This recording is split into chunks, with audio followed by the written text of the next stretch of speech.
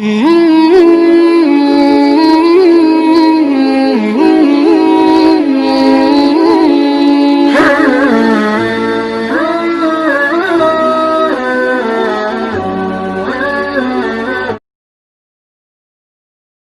paling taatnya ibadah dulu itu jin, iblis.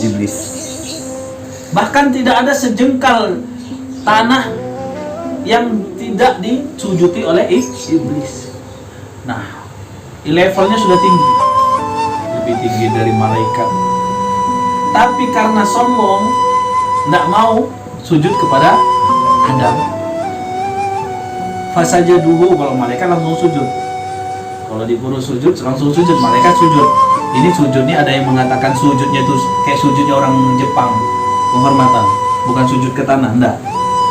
Sujudnya itu ada yang mengatakan menurut ahli tafsir, sujudnya para malaikat ke Nabi Adam itu bukan sujud kayak kita sujud kepada Allah, tapi kayak orang Cina, orang Jepang, sekitar gitu, penghormatan, itu sujud.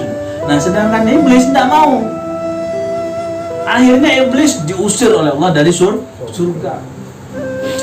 Maka iblis ini diusir, tapi bermohon, iyalah, saya tidak apa-apa diusir, tapi saya minta, fa bi'izzatika wa jalalika la ughwiyanna nasa jami'an, atau la ughwiyanna nasa bani Adam jami'an.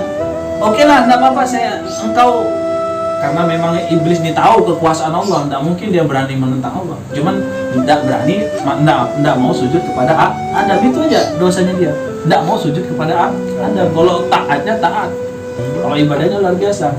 Nah, karena iblis ini diusir oleh Allah, dia minta pertanggungan, ditangguhkan umurnya supaya sampai. Nah, tujuannya untuk apa? Untuk menggoda Bani Adam. Itu diterima doanya iblis ini diterima oleh Allah. Kenapa? Karena istashfa'ah bin Nabi Muhammad. Ya Allah, dengan kemuliaan kekasihmu Nabi Muhammad, coba tangguhkan umurku sampai hari kiamat. Baru Allah kasih. Ini iblis, jin, setan menyebut nama Nabi Muhammad, karena menyebut nama kekasihnya Allah oke lah kalau begitu. Aku tidak bisa memberikan siksaanmu di dunia karena engkau telah menyebut nama kekasih. Tidak apa-apa lah, kalau kamu memang mau hidup sampai hari kiamat, oke, ku izinkan kamu hidup sampai hari kiamat, karena aku tidak tega, karena aku tidak mau engkau sudah menyebut nama kekasihku, bukan karenamu, tapi karena Nabi Muhammad. Coba bayangkan, iblis musuhnya Allah aja, Allah terima doanya, apalagi kita nih kenapa sih hidup kita tidak begitu, tidak bisa ada perkembangan, tidak bisa ada yaitu perubahan. Kenapa? Karena kurang yakinnya kita kepada kasih Allah. Tidak ada seorang wali kecuali di dalam hatinya penuh mahabbah kepada Rasulullah. Kalau orang sudah penuh mahabbah kepada Rasulullah, maka kebencian kepada manusia hilang. Tidak. Setan aja diterima doanya oleh Allah karena menyebut Nabi Muhammad. Kita sebagai umatnya, apalagi makanya magom wali itu, kata ulama, kalau para habaib itu ibaratkan menggali kuburan. Gampang, cepat. Kalau kita orang ajam biasa, ibaratkan menggali gunung, susah. Tapi insya Allah cepat juga kalau kita yakin betul-betul. Makanya kata Habib Abdullah bin Al-Haddad, Habib Abdullah bin Alwi Al-Haddad, min a'dhami taqarrubi ilallah, daripada paling agung untuk kita mendekatkan diri kepada Allah adalah bi'sari sholawat ala Nabi Muhammad. Banyak kita mendekatkan diri dulu kepada Nabi Muhammad. Kalau sudah ada timbul rasa cinta, Nabi Muhammad dulu tuh matanya begini, Nabi Muhammad tuh hidupnya begini, ada di dalam hati kita berpikiran begitu, itu tanda-tanda sudah. Nabi Muhammad orangnya begini, gagah luar biasa, ultimat itu. Nabi Muhammad orang spesial. Kalau sudah ada kebanggaan di dalam hati kita menyebut bagaimana karismatik Nabi Muhammad, bagaimana mulianya Nabi Muhammad, bagaimana agungnya Nabi Muhammad, bukan cuma di mata manusia, bahkan di sisi Allah Nabi Muhammad sangat agung. Ada dalam hati kita begitu, insya Allah ini tanda-tanda dia akan diangkat oleh Allah menjadi orang-orang yang soleh. Kalau dia sudah diangkat menjadi orang soleh, jangankan cuma minta apa, mereka akan datang menawarkan sendiri. Kenapa sebabnya? Karena mereka melihat ada di dalam hati kita mahabbah kepada Rasulullah SAW. Makanya yang perlu kita untuk dekat kepada Allah itu memang sholat 5 waktu harus wajib, zakat, sholat Ramadan memang wajib. Tapi untuk kita lebih mendekatkan diri kepada Allah, bagaimana caranya? Adalah memperbanyak sholawat kepada Nabi Muhammad SAW. Kalau setan saja bisa diterima oleh Allah doanya, apalagi kita, ya enggak? Makanya jangan putus asa. Dan di sini juga dijelaskan, maka kunta nabiyan taqaddama syarhu ma'na kaunuhu nabiyan fil hadis qablahu bima la mazid alaihi ghaira anna ba'd al ulama dzakara anna al murad bi hadzal hadis wa ma fi ma'nahu thubutun nubuwwatu fi ilmi Allah wa taqdiri wa anna al ma'na kunta nabiyan fi taqdirillah wa adam baina ruh wal jasad kadzalika qala fil hadis kuntu awwalun nabiyina fil khalqi anna al murad bil khalqi taqdir lal ijad ay kuntu awwaluhum fi taqdir. Kata ulama, yang dimaksud di sini adalah nabi, adalah subut. Jadi Allah itu menciptakan yang pertama kali adalah nur Nabi Muhammad. Dan bagaimana Allah menciptakan semua makhluknya, yaitu tidak lain. Makanya kalau kita ibaratkan ini, mada Jupiter, mada Aqua, mada Glio.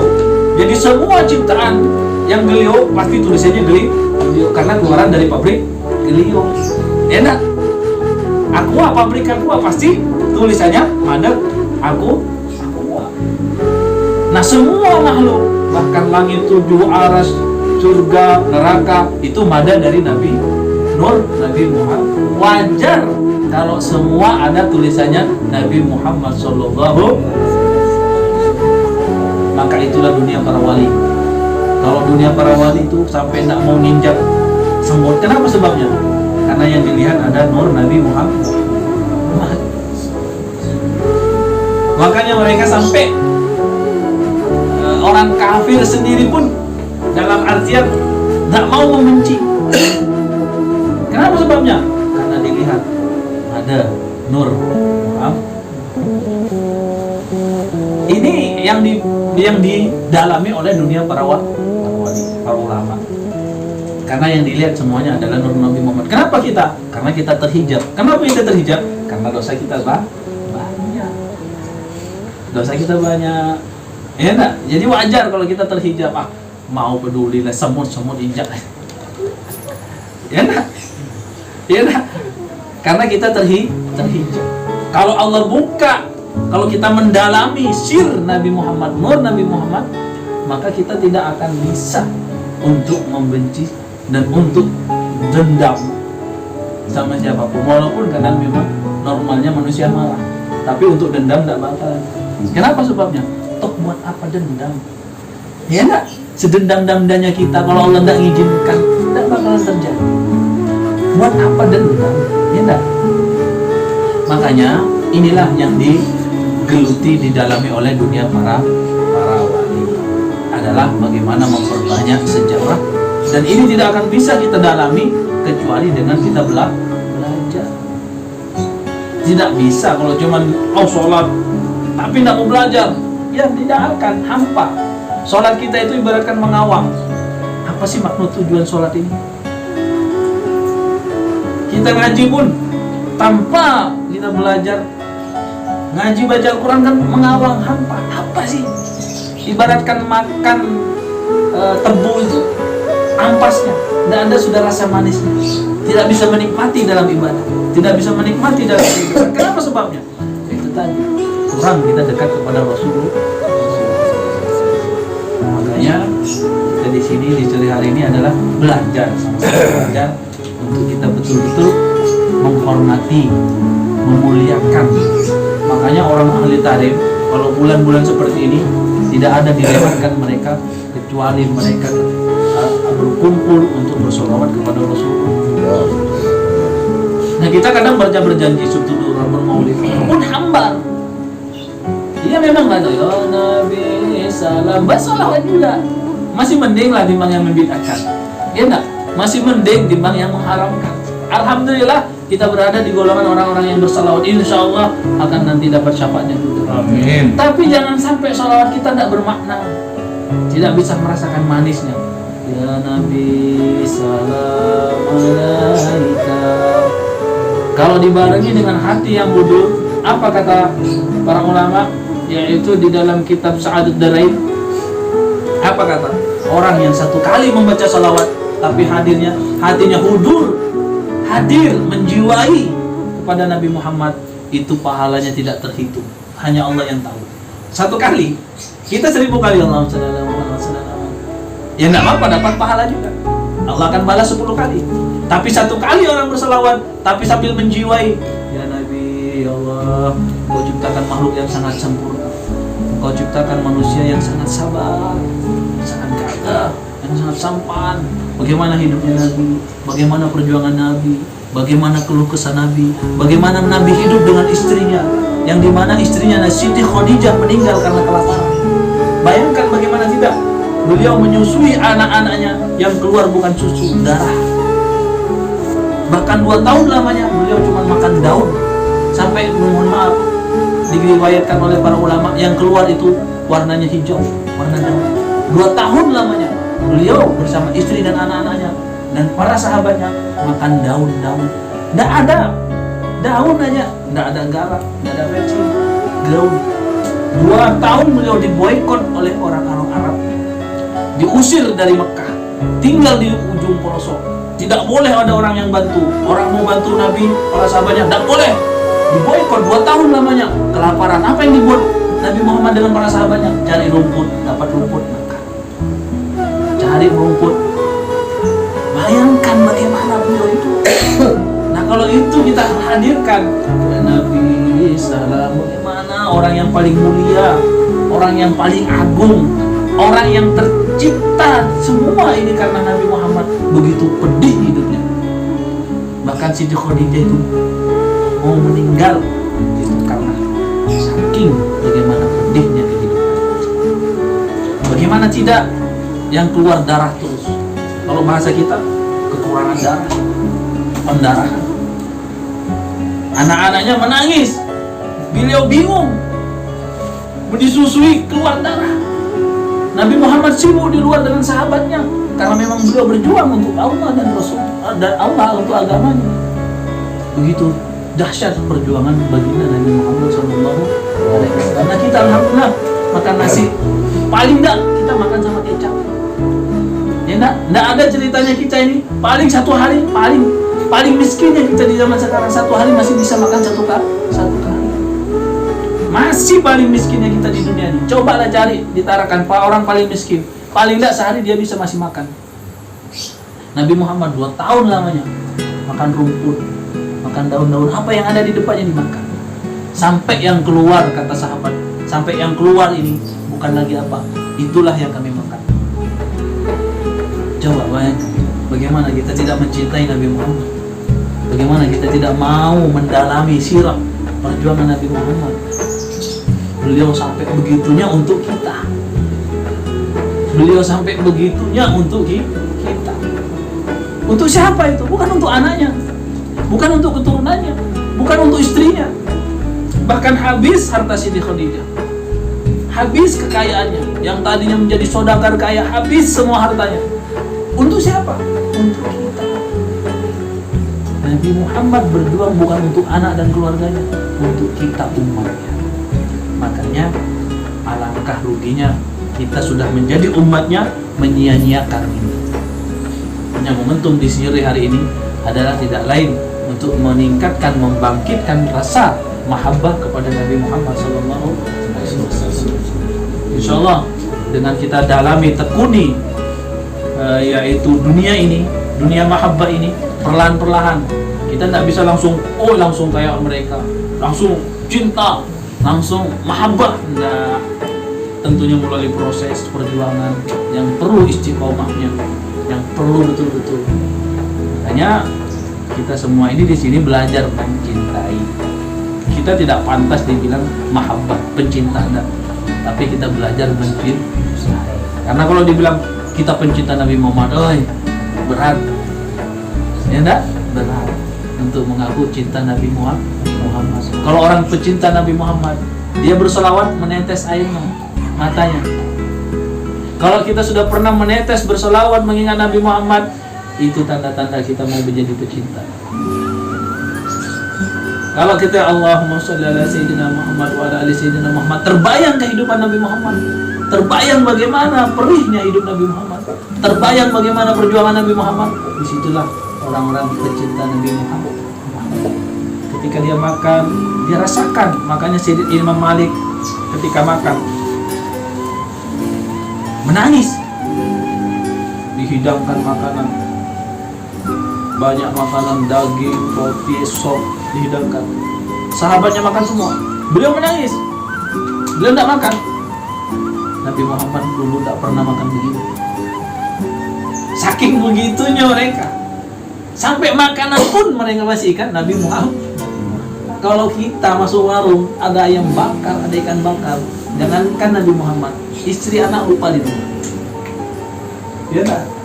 Istri anak lupa, apalagi Nabi Muhammad. Masih pantaskah kita mengaku pecinta Nabi Muhammad? Kalau para ulama, bagaimana mereka minum, ingat Nabi Muhammad. Bagaimana mereka tidur, ingat Nabi Muhammad. Makanya pecinta ini berat. Tapi kita belajar agar supaya minimal kita dimasukkan kelas bersama orang-orang yang mencintai Nabi Muhammad. Minimal kita dimasukkan ke golongan orang yang pecinta Nabi Muhammad. Ibaratkan kita tidak bisa beli mobil, minimal kita ikut di belakangnya. Ya nak? Kita tidak bisa beli mobil, bawa tidak bisa, paling tidak dibawa, diangkut di belakang. Nah, begitulah maksudnya. Kita tidak bisa mencintai Nabi Muhammad kayak mereka. Bagaimana mereka? Ya tak? Mencintai Nabi Muhammad yang kayak ulama-ulama kita di Indonesia lah. Bagaimana mereka mencintai Nabi Muhammad. Makanya kita tidak bisa kayak mereka. Tapi mudah-mudahan di sore hari ini Allah mudah-mudahan masukkan kita ke golongan orang-orang yang mencintai Nabi Muhammad. Mudah-mudahan kita tidak bubar dari majelis ini kecuali Allah turunkan nur cahaya mahabbah kecintaan di dalam hati kita kepada Sayyidina Muhammad. Dan mudah-mudahan Allah memperlihatkan kita bahwa kita berkumpul menyebut nama Nabi Muhammad sallallahu alaihi wasallam. Ya Allah ya Rahman ya Rahim. Ya Allah ya Rahman ya Rahim. Ya Allah, kalau Engkau memberikan mengijabah doa-doa musuh-musuhmu, Engkau mengijabah doa iblis dan syaitan karena menyebut nama Nabi Muhammad sallallahu alaihi wasallam. Ya Allah, di sini kami umat Nabi Muhammad, kami berkumpul sebagai umat Nabi Muhammad mengagungkan dan menyebut nama kekasihmu Nabi Muhammad sallallahu alaihi wasallam. Kalau Engkau terima doa mereka orang-orang yang memusuhimu ya Allah, kenapa Engkau tidak mau terima doa-doa kami yang benar-benar mencintai Nabi Muhammad sallallahu alaihi wasallam? Ya Allah, harapan kami tidak banyak. Harapan kami tidak banyak. Masukkan ke dalam hati kami mahabbah kecintaan kepada Nabi Muhammad sallallahu alaihi wasallam. Bimbing kami untuk senantiasa mencintai Nabi Muhammad. Ya Allah, anugerahkan kami di dalam kehidupan kami, di dalam muamalah keseharian kami, lisan kami, pandangan kami, pendengaran kami. Ya Allah, bimbing agar supaya kami bisa mengarahkan sesuai dengan yang Engkau ridai, sesuai dengan yang Engkau cintai, dan sesuai dengan petunjuk daripada kekasihmu Nabi Muhammad sallallahu alaihi wasallam. Ya Allah, limpahkan, anugerahkan ya Allah kepada junjungan kami Nabi Muhammad, anugerah setinggi-tingginya ya Allah kepada keluarganya ya Allah, kepada para sahabatnya ya Allah, dan anugerahkan yang tidak terbatas kepada mereka yang benar-benar mencintai Nabi Muhammad ya Allah. Ya Allah, mereka yang mencintai dan mengagungkan Nabi Muhammad, berikan mereka keselamatan di dunia dan akhirat. Ya Allah, mereka yang memuliakan dan mengagungkan, menyebut dan memuji kekasihmu Nabi Muhammad, selamatkan mereka di dunia akhirat ya Allah. Jaga pelihara keluarga mereka ya Allah, makmurkan hidup mereka ya Allah, berkahi rizki mereka ya Allah, berkahi umur mereka ya Allah, masukkan ke mereka ya Allah di dalam naungan rahmat dan keberkahanmu ya Allah. Dan kami ya Allah yang tidak pantas menyandang pecinta Nabi Muhammad, ya Allah, bimbing kami agar kami bisa mengikuti jejak langkah mereka ya Allah, jejak langkah orang-orang yang benar-benar mencintaimu dan mencintai Nabi Muhammad sallallahu alaihi wasallam. Ya Allah, di bulan mulia ini, di bulan kelahiran kekasihmu Nabi Muhammad sallallahu alaihi wasallam ya Allah, maka bimbing kami untuk dimudahkan untuk senantiasa mengingat perjuangan Nabi Muhammad SAW. Lembutkan hati kami yang keras ini ya Allah, bersihkan hati kami yang kotor ini ya Allah, putihkan hati kami yang gelap ini ya Allah.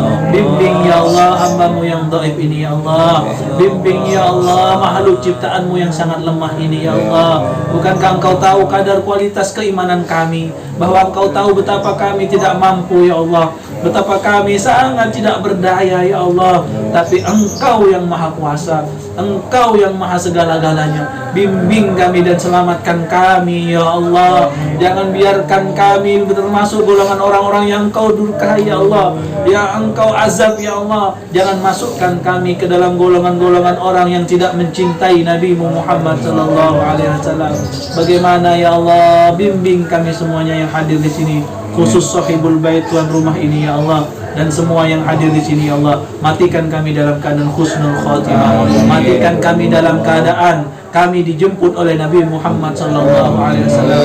Ya Allah, ketika Engkau kelak ya Allah, Engkau cabut nyawa kami, Engkau cabut ruh kami, hadirkan Nabi Muhammad di samping kami ya Allah, agar kami tidak merasakan betapa pedihnya syakaratul maut ya Allah. Berikan kami untuk bisa memandang wajah tampan, wajah indah Nabi Muhammad sallallahu alaihi wasallam, agar tidak terasa sakitnya syakaratul maut ya Allah. Ya Rahman ya Rahim, ya Arhamar Rahimin, ya Arhamar Rahimin, ya Arhamar Rahimin. Subhana rabbika rabbil izzati amma yasifun, wa salamun alal mursalin, walhamdulillahi rabbil alamin. Assalamualaikum warahmatullahi wabarakatuh.